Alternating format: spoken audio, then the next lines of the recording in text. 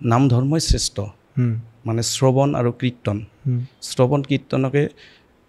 সাৰ বুলি গুৰুজনাই প্ৰচাৰ কৰি থৈ গৈছে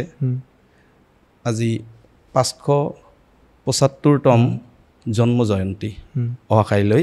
হ্যাঁ কিছু কিছু নামঘৰত 3 দিনীয়া 4 দিনীয়া কাৰ্যসূচীৰে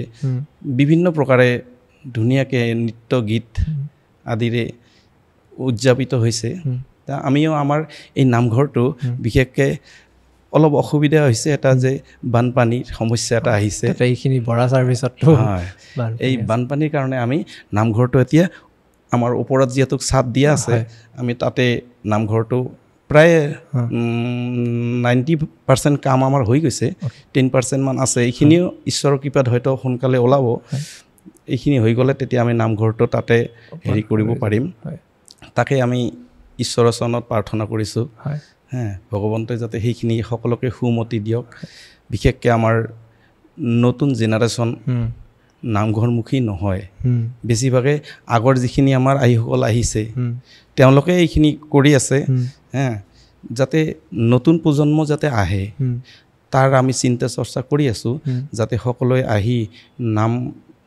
বা প্ৰসংগ আদিত যোগদান কৰক ভক্তি ৰসত সকলোৱে বুজি পাওক যে আসলতে আমি মানুহ এনে মানুহ হোৱা নাই 84 লক্ষ আমি জন্ম ভ্ৰমণ কৰিছোঁ যোনি ভ্ৰমণ কৰিছোঁ কীট পতংগ তৰু তৃণ গছ লতা এইবিলাক সমস্ততে আমাৰ জন্ম হৈছিল এই সমস্ত জন্ম পাৰ কৰি কৰি কৰি আহি আজি আমি মানৱ জন্ম পাইছোঁ এই বিশেষকৈ কলিৰ যুগত এই মানৱ জন্মটো গুৰুজনাই শংকৰদেৱ গুৰুজনে এনেকৈ কৈছে যে ধন্য ধন্য কলিকাল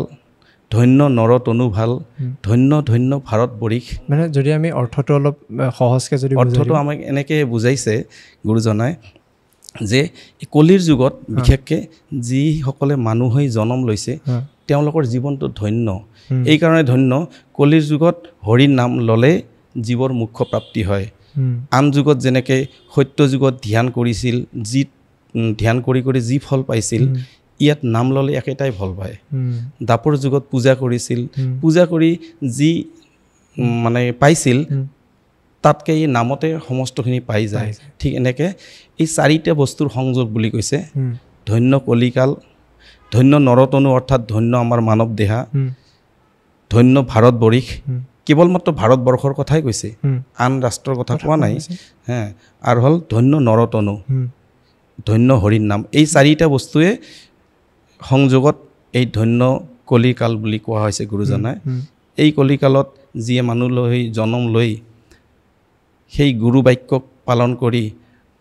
মানে আন কৰ্মবিলাক তেওঁৰ প্ৰতি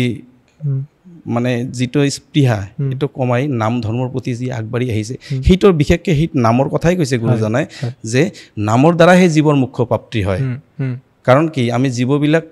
য'ৰ পৰাই আহিছোঁ তাতে আমাৰ যোৱাটোহে মুখ্য হ্যাঁ আমি ঈশ্বৰৰ নাম লৈ যদি আমি আমাৰ জীৱনটো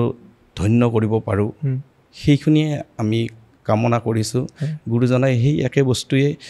মানে ভাগৱতত সমস্তখিনি তেওঁ দি থৈ গ'ল